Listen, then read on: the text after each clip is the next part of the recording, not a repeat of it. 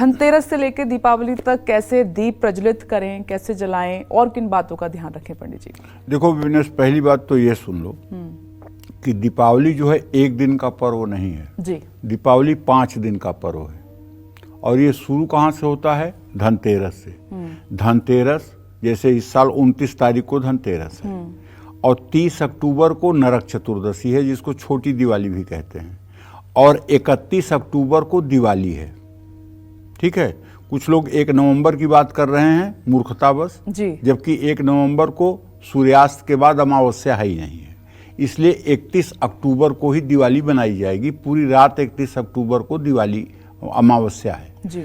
तो पहला पर्व हुआ धनतेरस, दूसरा हुआ नरक चतुर्दशी। इस बात को बता देते हैं कि दीपावली 31 अक्टूबर को ही मनानी है जी।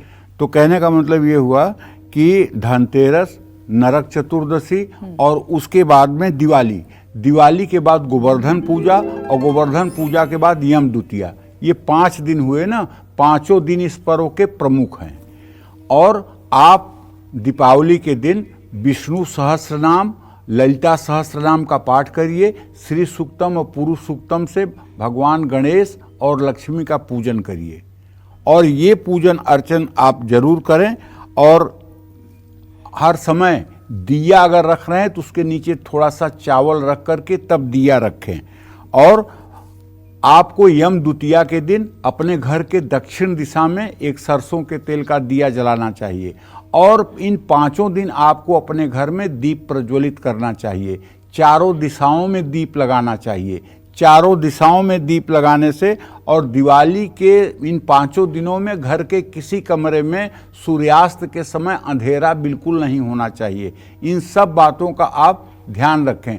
नरक चतुर्दशी की संध्या पर समय घर की पश्चिम दिशा में खुले स्थान पे 14 दिए जलाएं और दक्षिण दिशा में एक सरसों के तेल का दिया जरूर जलाएं।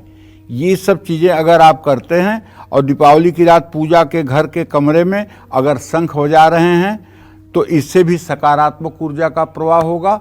और किसी सुहागिन महिला को यदि आप कुछ उपहार दे रहे हैं तो ये भी उत्तम होगा। जय मां विंध्यवासिनी।